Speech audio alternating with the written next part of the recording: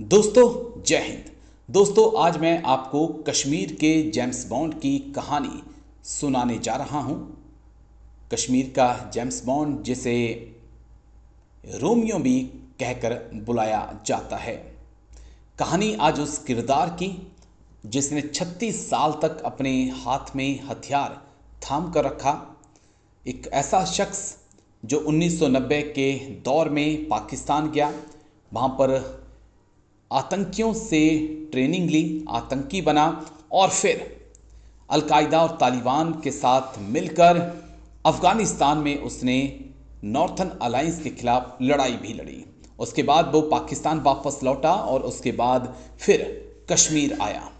लेकिन उसके बाद ना जाने ऐसा क्या हुआ कि उसने भारतीय सेना का दामन थाम लिया और उसके बाद 300 से ज़्यादा आतंकियों को उसने मार गिराया और 500 से ज़्यादा युवाओं को आतंक से आज़ाद भी कराया। आज कहानी उसी जेम्स बॉन्ड की। तो इनका नाम है मुश्ताक अहमद भट्ट। आमतौर पर इन्हें जेम्स बॉन्ड, रोमियो या इशफाक के नाम से जाना जाता है।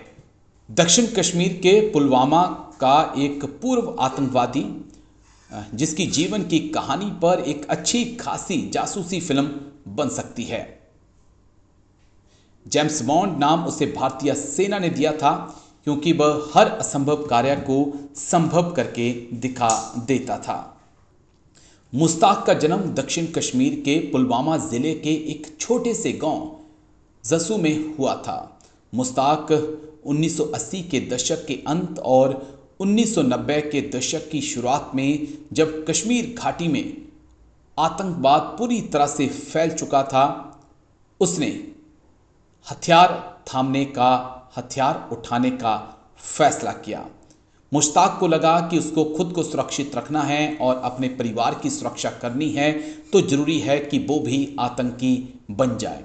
ये वो वक्त था जब जम्मू कश्मीर में कानून व्यवस्था पूरी तरह से ठप पड़ चुकी थी, पुलिस लाचार थी और सेना भी प्रभावी तौर पे अपनी उपस्थिति दर्ज कराने में नाकाम साबित हो रही थी।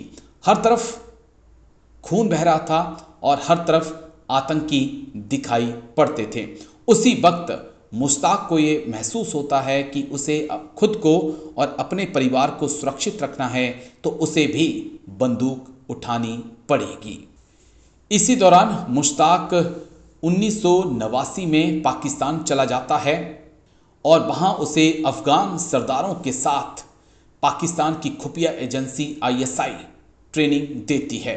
उसने अफगानिस्तान में अहमद शाह मसूद के उत्तरी गठबंधन यानी कि नॉर्थन अलायंस के खिलाफ सरकारी बलों के खिलाफ लड़ाई लड़ी और 1990 के अंत में जमात समर्थित हिजबुल मुजाहिदीन से जुड़े एक आतंकवादी संगठन से वो जुड़ा और कश्मीर में दाखिल हुआ। मुश्ताक अहमद ने कहा कि पाकिस्तान के दोहरे व्यवहार और अपने हितों के लिए आज़ादी के आख्यान का दुरुपयोग करने से वो निराश हो गया। यानी कि 1990 में वो बेशक कश्मीर लौटा, लेकिन जब उसने देखा कि आज़ादी के नाम पर पाकिस्तान का जो व्यवहार है वो डबल है, दोहरा व्यवहार है और आज़ादी की बात करके पाकिस्तान सिर्फ अपने हित को साधना चाहता है, तो उसका मन वहाँ पर बदल जाता है। 1994 में वो भारतीय सेना के लिए एक अंडर कवर ऑपरेटिव के रूप में काम करना शुरू कर देता है और रोमियो और जेम्स बॉन्ड का नाम उसे मिलता है।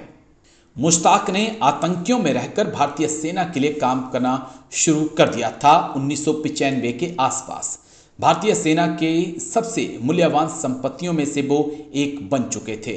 सेना के अंडर कवर एजेंट के रूप में काम करते हुए उसने खुफिया जानकारी इकट्ठा करने के लिए 4 बार सीमा पार की और वापस भी लौटा। पाकिस्तान और कश्मीर में उसकी खुफिया जानकारी जुटाने की कोशिशें महत्वपूर्ण रहीं, जिनमें उसने कारगिल हमले के बारे में एक महत्वपूर्ण सूचना भी शामिल थी, जिसमें 1999 के कारगिल युद्ध की दिशा बदलने में मदद की थी। मुश्ताक की जानकारी से भारतीय सेना ने कम से कम 300 से ज़्यादा आतंकवादियों को मार गिराने में सफलता हासिल की और 500 से ज़्यादा कट्टरपंथी कश्मीरी युवाओं को मुख्यधारा में वापस लाने में मदद मिली। उनमें से कई को टेरिटोरियल सेना में भर्ती किया गया और कई को आतंकवाद से दूर रखने के लिए मार्गदर्शन किया गया। सेना के अंडरकवर एजेंट के रूप में वर्षों तक काम करने के बाद मुश्ताक 1999 में एक्सपोज हुआ। तभी फिर भी वह प्रादेशिक सेना की 162वीं बटालियन में सक्रिय रूप से शामिल हुआ। आतंकवाद से लड़ने में उनके योगदान को देखते हुए भारत के राष्ट्रपति ने उन्हें सीधे जेसीओ के रूप में नियुक्त किया। जल्द ही मुश्ताक ने अपने समर्थकों के साथ लगभग 90 आतंकवादियों को प्रादेशिक सेना में शामिल करा लिया और यह समूह शोपियां पुलवामा में एक जेम्स बॉन्ड समूह बन गया, जहां उन्होंने कई आतंकवादी को मार गिराया और कई आतंकवाद रोधी अभियान चलाए। उन्होंने और उनकी यूनिट ने अपने 26 साल के सैन्य कार्यकाल के दौरान लगभग 300 सक्रिय आतंकवादियों को मार गिराया। इसके अलावा उन्होंने 500 से ज़्यादा युवाओं को जो आतंकवाद में शामिल होने के लिए कट्टरपंथी बन गए थे, आतंकवादी संगठनों में शामिल हो गए थे, उन्हें परामर्श दिया और मुख्य धारा में वापस लाया। जो आतंकवाद में शामिल होने के लिए कट्टरपंथी बन गए थे या आतंकवादी संगठनों में शामिल हो गए थे, परामर्श दिया और उन्हें मुख्य धारा में वापस लाया।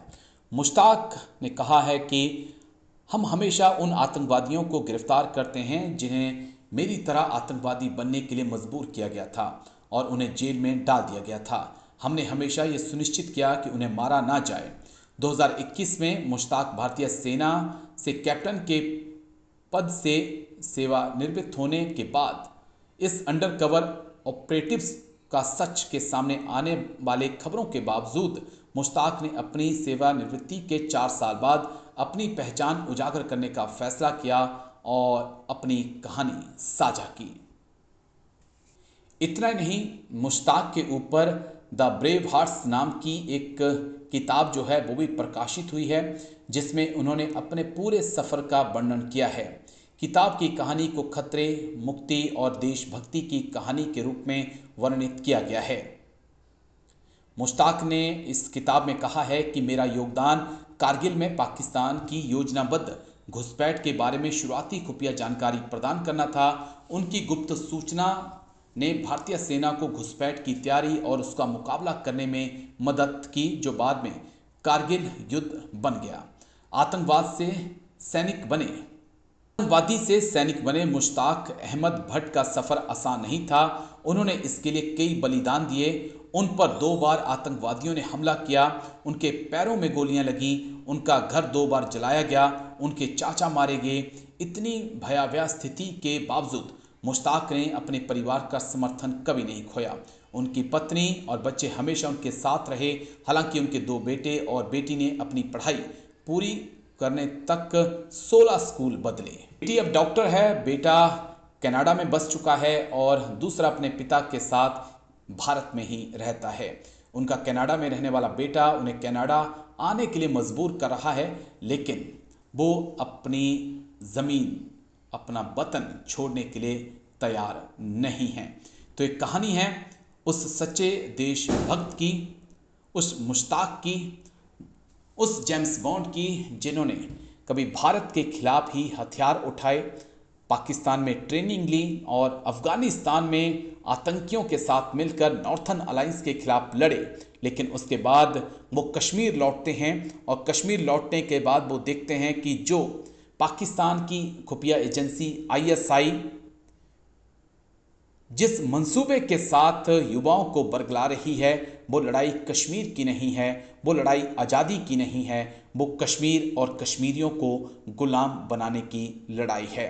और यहीं से वो भारतीय सेना के साथ जुड़ जाते हैं, अंडरकवर एजेंट के तौर पर काम करते हैं और 300 से ज़्यादा पाक आतंकियों को मौत के घाट उतारने में सेना की मदद करते हैं।